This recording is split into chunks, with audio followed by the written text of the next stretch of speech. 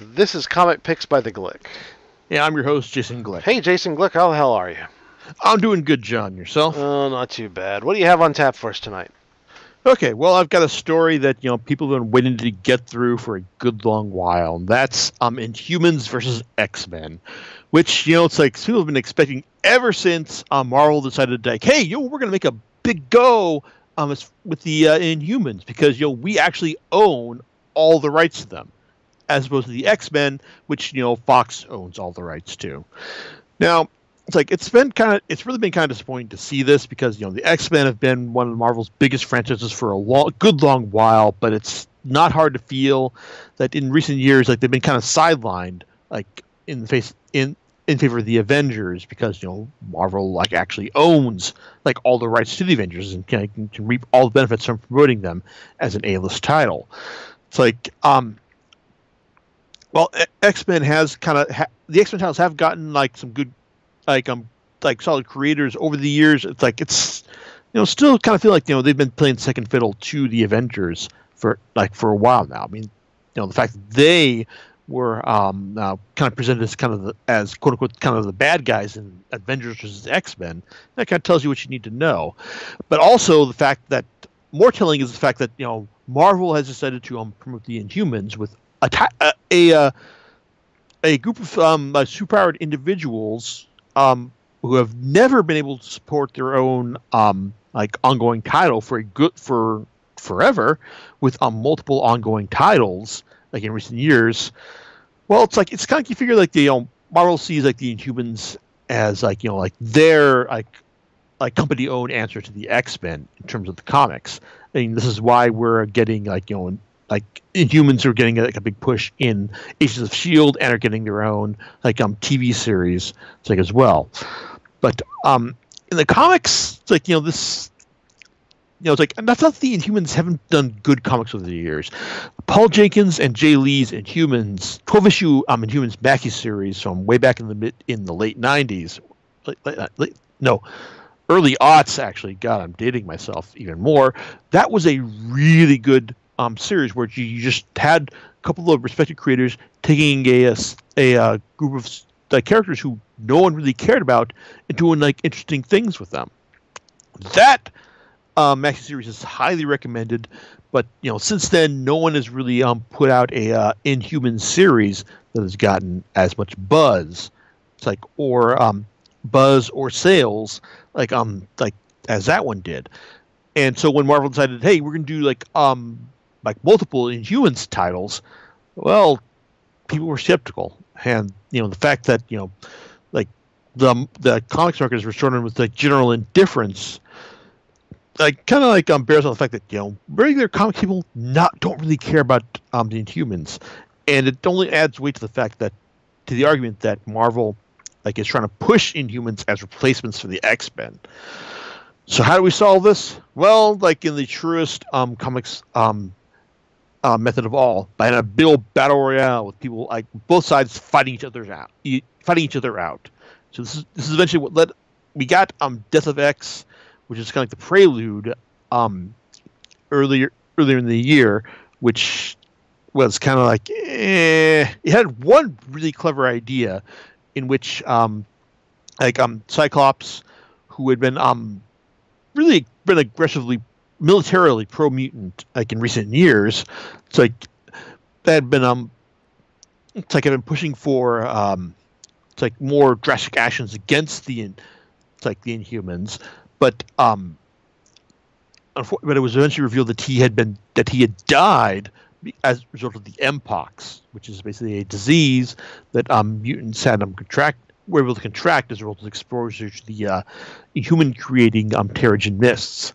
But the thing is that as it was revealed at the end of the Death of X miniseries was that Emma Frost had basically been projecting Cyclops' mental image in order to make everyone think that he was still alive after he had died, and then eventually have him be killed by Black Bolt as a result of his actions. That would be a real catalyst for action. Now at the end of Death of X, they wound up even though this happened, both sides still managed to beg off and declare a truce in the hope that there would be a way for mutants to find a way to either cure the mpox and live with the roving cloud of Terrigen mists, or the Inhumans to find a way to control the Terrigen as well. Anyway, and it's also worth mentioning that the whole reason these Terrigen clouds exist is because Black Bolt released them in the course of the Infinity crossover after Thanos destroyed Attilan. It's because Thanos was trying to get his son, who was an Inhuman, and Black Bolt wasn't willing to give up the guy's location. So there you go. Okay, so at the beginning of Inhumans vs. X-Men, there was one big ass roaming cloud of Terrigen, but at the same time, though, Beast is working with the Inhumans to try and find a way to solve this problem, to make it so that they can cure this mpox sickness and maybe make the mutants immune to its effects, and everyone can live happily ever after.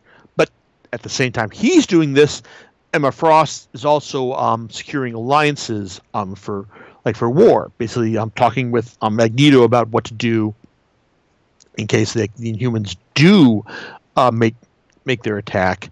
It's what's going to happen in the meantime, including, and also she's securing deals with the Hellfire Club as well, because that's always a good idea. Anyway, Humans vs. X-Men is 0 through 6 as far as the miniseries goes. 0, illustrated by Kenneth Rocafort, written by Charles Soule. Basically tells you the story of the 8 months prior to the outbreak of the conflict, where Beast has been trying to create a cure, but eventually finds out that the remaining Terrigen cloud, it's been slowly dispersing Terrigen into the environment, and is eventually going to render the entire world inhospitable to mutants in very short order, like 2 or 3 weeks. And while when he finds out that Medusa, the queen of the Inhumans, is also preparing for war, much in the same way that Emma Frost is going behind everyone's backs to secure her mutant alliances as well, he realizes that, okay, I owe it to my fellow X-Men to try to tell them, this is what's going to happen, and try to find a peaceful solution as well. Now, you may notice that Beast. I didn't say that Beast came to Medusa and told her, this is what's going to happen. If we the remaining Terrigen cloud is going to make the world inhospitable to mutants. Most likely. And this will most likely cause them to attack us as a matter of self-preservation. Yeah, if you've noticed that, that's some of the biggest problem for the entire series, because while Beast doesn't tell Medusa this, he does go and tell his fellow X-Men, which actually sets them off. Even the generally peace-loving Storm. She's forced to go along with Emma Frost and Magneto in an attempt to try and preserve the mutant race. So you got basically got one side doing the X-Men doing their preemptive strike against the Inhumans, and I won't lie, I kind of enjoy this, because after all the last couple of years of Marvel promoting the Inhumans over the X-Men, there wasn't. I admit that I like seeing the X-Men pull off a really, really well executed plan to render Black Bolt and most of the and Karnak and most of the Inhuman heavy hitters powerless. But it's if you've read any big comic crossover over the last decade or so, you realize that that's only a prelude to the Inhumans basically coming around to rout them. It's after a certain point, or in this case, the new humans, which It's a terrible name, but it basically covers all the recently created Inhumans, which including characters that I like Miss Marvel, characters I really don't know why they got their own ongoing series like Mosaic. But there's like characters like them, like who are like who basically are able to get the upper hand because the X-Men don't know about these guys and they're not established characters. It's kind of fun to see them. It's interesting to see them try and pull one over on the X-Men, but also to realize that that the X-Men were only attacking out of self-preservation. Again, because Beast didn't tell the Inhumans that the X-Men were going to be doomed, like as a result of the resulting the existing Terrigen cloud. This is one of those things where it's it would have been a lot easier and a lot simpler if everyone had actually talked to everyone else. But then we wouldn't have a big 6-issue miniseries where the Humans and the X-Men fight each other. And in the end, the real villain of the piece is meant to be Emma Frost, as and to be honest, I actually do kind of agree with the direction they've taken her because for the last several years, she was even though she didn't always get along with him or agree with them, she was by Scott Summers' side through thick and thin. And so when he died, it's really understandable why she would want to go to war against the Inhumans. Even though they weren't directly responsible for Scott's death, the fact that the Terrigen cloud did cause it. I can imagine her just being petty and vindictive enough to start a huge war, in order to satisfy her her sense of vengeance and her own ego. Because this is still Anna Frost we're talking about. I mean, she's been a good guy for years, but she was also pretty bad before that. And I can honestly, and if this is an effort to try and get her back to the villain side, I will concede that this is kind of a pretty decent effort right there. Probably one of the more interesting things to come off from this whole thing. But in the end, though, it's the main miniseries basically has the Inhumans taking the high road and the X-Men being able to come back to Earth as a result. Come back to Earth because they've been in limbo ever since the most recent relaunch after Secret Wars. So there you go. It's in terms of X-Men crossovers, it's not one of the best, really. It's like I said, I really do wish that they'd actually had Beast had everyone try and talk things over beforehand, or just Beast display some kind of common sense, just let the humans know what was going on. And then if Medusa decided, oh well, fuck the X-Men, this is our time, we're gonna fight, and have her just go and wage a war because she feels that the Inhumans are entitled to Earth, and the rest of the X-Men just go live in limbo, like they have been since since the start of the Extraordinary Era. Then I can imagine the X-Men would have a good reason to fight the Inhumans in that regard, and then have the new humans be the voice of reason here. So there you go. But like I said, the writing from Charles Soule and Jeff Lemire in the core miniseries, it's fine, but it's I've read better from them in their individual series, and art for the 6 issues is handled by Leniel Yu for the first 2 issues and issue 6, and then Javier Garron for issues 3 through 5. Leniel Yu is a fantastic superhero artist, and he does great bold work here in the issues he does.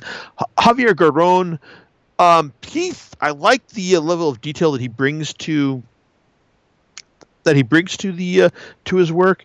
But at the same time, though, it's also like not stylistically consistent with Yu's work here as well. So I can appreciate it for what it is, but I kind of wish like if Marvel's going to have two artists working on this series, they would have gotten like guys who are more consistent with each other as well. So I guess in the end, Humans vs. X-Men is kind of only worth it for people like me who are committed to following the ongoing narrative of the X-Men in the Marvel Universe. It's like I will say that things do look like they might head in a more interesting direction with the new series, but we'll see how that goes.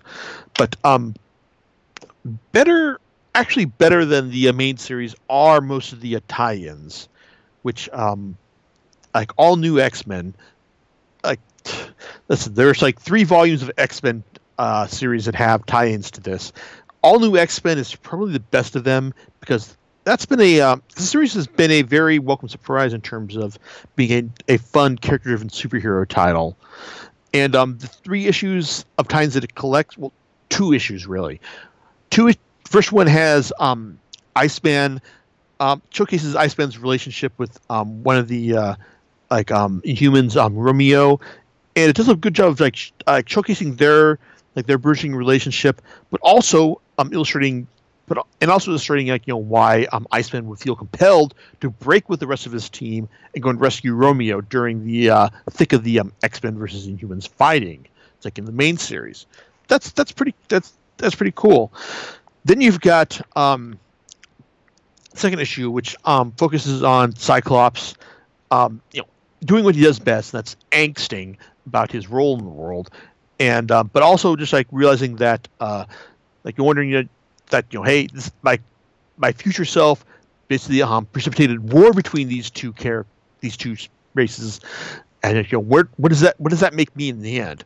Until he finds out exactly what Emma Frost did and her role in this, and then he's got his own reasons for for turning sides and helping to eventually form the alliance that will bring peace to both sides. The final issue, however, also offers up a well, as good as it's going to get explanation for why these time lost X-Men are still here and can't go back to their original time.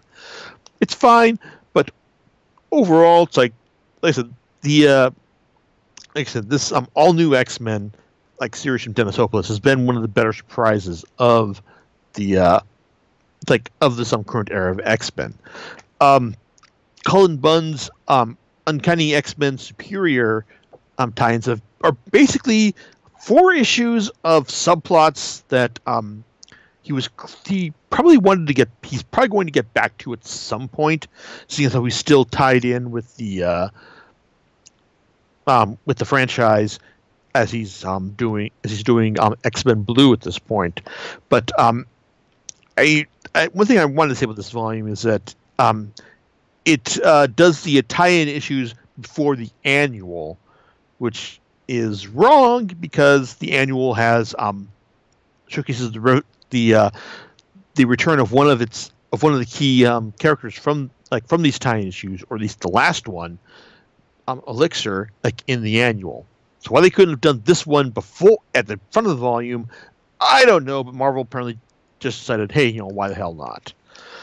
So, but the 4 issues basically show us how Jean Grey and the Separate Cuckoos were keeping Karnak occupied, while Phantom X taps into Karnak's power to see the weaknesses in any plan to take on the threat that is forcing itself upon the world, the accelerated future environment in which he lives in.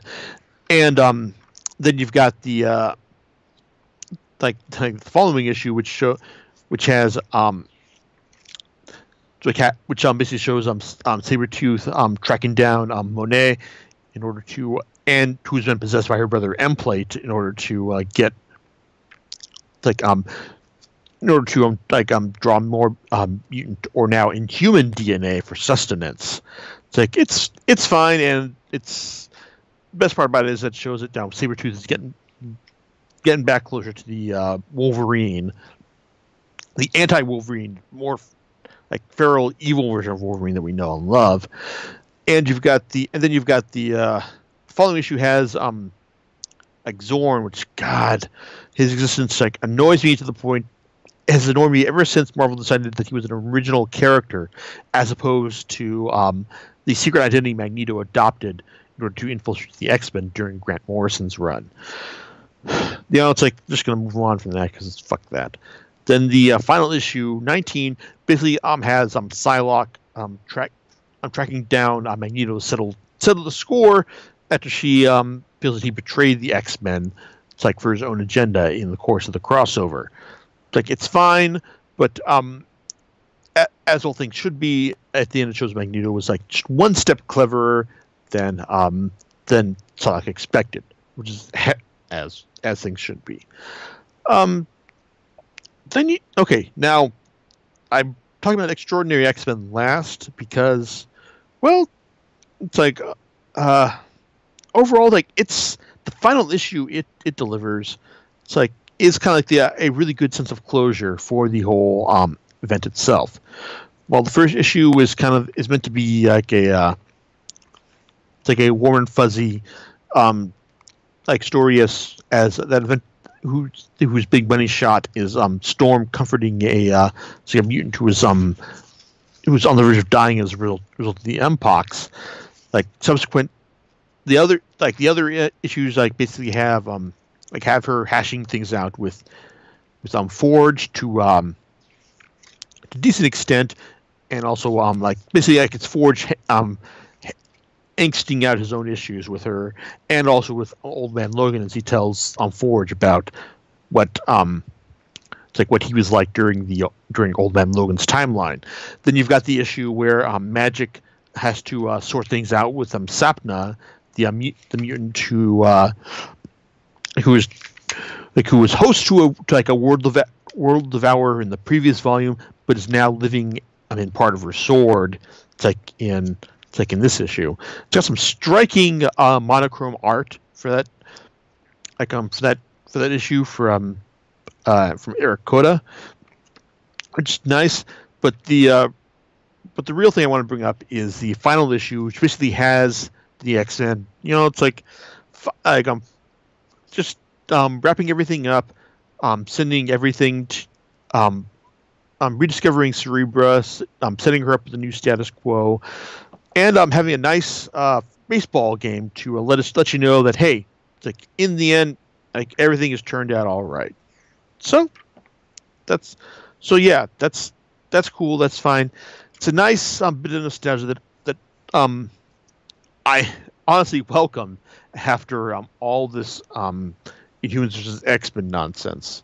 So to be honest, like if you're not already reading X-Men titles, then this stuff is not going to get you on board at all. I'm not sure I can recommend this as a jumping on point for lapsed X-Men fans. What might be better is the new round of X-Men titles, which is advertised as X-Men Prime, which is reprinted in the Extraordinary X-Men and all new X-Men volumes.